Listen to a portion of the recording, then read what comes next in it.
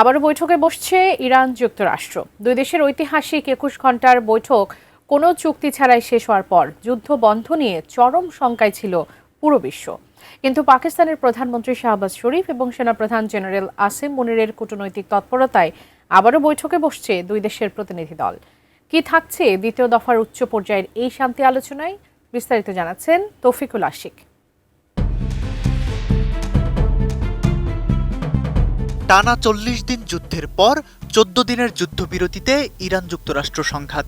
এই সংঘাতের স্থায়ী শান্তি চুক্তির লক্ষ্যে গত ১১ এপ্রিল পাকিস্তানের রাজধানী ইসলামাবাদে বৈঠকে বসেন মার্কিন ও ইরানি প্রতিনিধিরা। তবে ২১ ঘণ্টার গুরুত্বপূর্ণ এই আলোচনার পরও কোনো সমাধান আসেনি। কোনো ধরনের চুক্তি ছাড়াই ফিরে যান দুই দেশের প্রতিনিধিরা।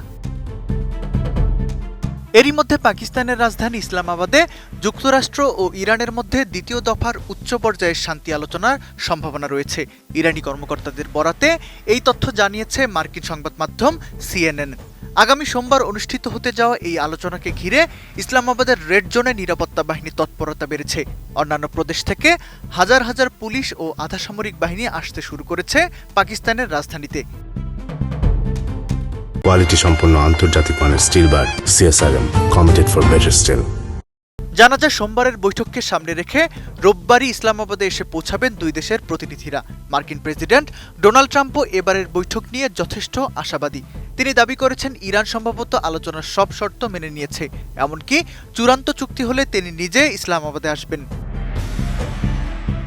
কিন্তু Centre for Middle East Strategic স্টাডিজের ফেলো আব্বাস আসলানি বলেছেন, সোমবারের আলোচনা মূলত একটি ফ্রেমওয়ার্ক বা আলোচনার রূপরেখা তৈরির উপর গুরুত্ব দেবে।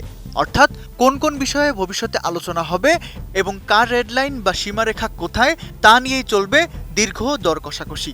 ফলে এখনই একটি পূর্ণাঙ্গ শান্তি চুক্তির সম্ভাবনা খুবই কম। এই দ্বিতীয় দফার আলোচনার জন্য পাকিস্তানের প্রধানমন্ত্রী শাহবাজ শরীফ রিয়াদ, দোহা হয়ে এখন অবস্থান করছেন তুরস্কে।